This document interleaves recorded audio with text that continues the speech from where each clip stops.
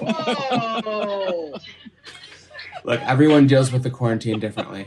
I give it a little shake, and it will change into a deck of cards. So let's hit Hey, that first Zach. song. Yeah. Zach, I'm sorry to interrupt you really quick. We have a text that says, could you make Zach the full screen?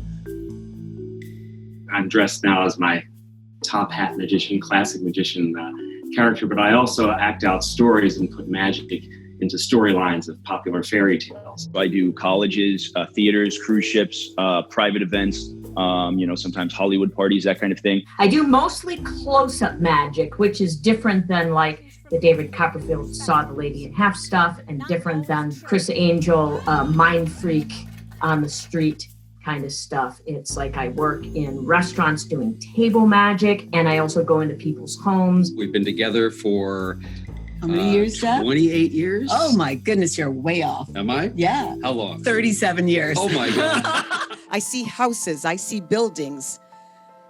Real estate? See if you say it. Is it a real estate license? It's a real estate license. It is a real estate license, yes.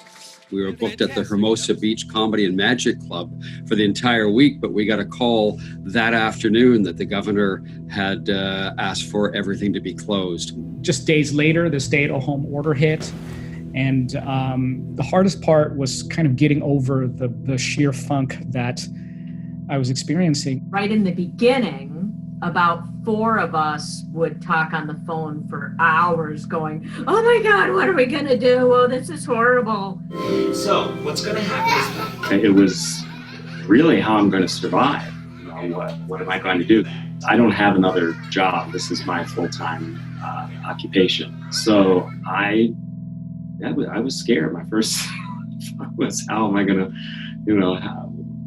what's gonna happen to me? I felt worthless because I felt like I wasn't performing. And performing is what I always do. It's what I've always done. That corner should actually fit perfectly, just like that. So that was the first thing I thought, is like, I'm not doing my calling. I put my head together with my agents and we said, how can we turn this into a positive? We did lose, over $100,000 so far. But I was able to save a little bit. We would have lost more if I wasn't able to segue some of those shows into the virtual platform. I heard about kids who were going to be going to school using Zoom. And I thought, well, if the teacher can do it in a classroom, why can't a magician? Wave your hand and I want to see. I'm going to look over here. This is exciting. I've never heard of this concept before. We're going to see a remote magic show.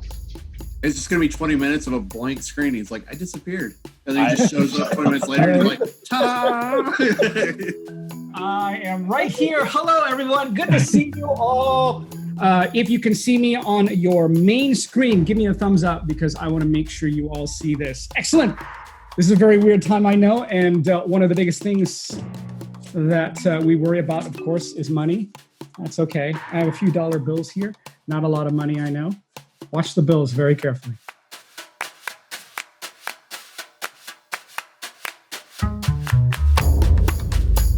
Now, it would look really neat if they all look like $100 bills.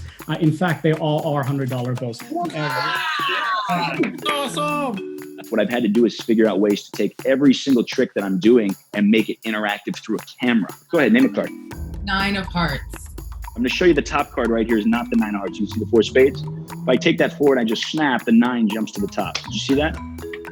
I think there's 6 letters. Is that true? Am I getting that right, Andrew? What? It was almost like starting over again. Now, all of a sudden, you have to be your own producer, your own audio, your own sound and lighting, and all of this is happening real time. All of a sudden, the screen stopped and I saw crayon drawings on the screen, and I didn't know what was going on. I didn't realize one of the kids had put screen share and grabbed the screen from everybody. What do you say to magicians, other magicians, who have a little bit of an issue with the virtual shows, and they say, magic isn't supposed to be performed over a webcam? I mean, I can understand there's some people who say this is not the way that magic or entertainment in any way should be presented. And it's like, sure, they can say that, but in 3 months, they're not going to be magicians anymore. So either adapt and innovate and give the audience something that they want, or just don't, I think if people don't want to do that, they should go like be an accountant or something. What do you think that your future is sort of looking like right now? What a great question and a scary thing to think about. I think it's going to be a long time before we come back.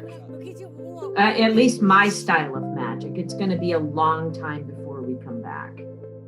For me, magic isn't about the trick and to say, oh, I fooled you, right? It's about touching somebody's heart or connecting with the person one-on-one. And I don't think you can connect like that over Zoom. I do think that for some people, some of our friends that we know who have been in the business as long as we have, or in some cases even longer, this might be enough to push them out into retirement. Oh, you're doing great. That's so good. Whoa! We may take a break from going out and performing for people live, but magic will never die. If I were to take the handkerchief and just put it inside my hand like this, and you know that the handkerchief is inside my hand. And why don't you just wiggle your fingers for a minute there? Yeah, there we go. You can just open it 1, 2, 3, 4, 5. In that moment of, wait a minute, wasn't that just there? Something lifts. What? And suddenly there's a positive feeling, and a feeling that things will get better, and that maybe there is magic in the world. I certainly hope so.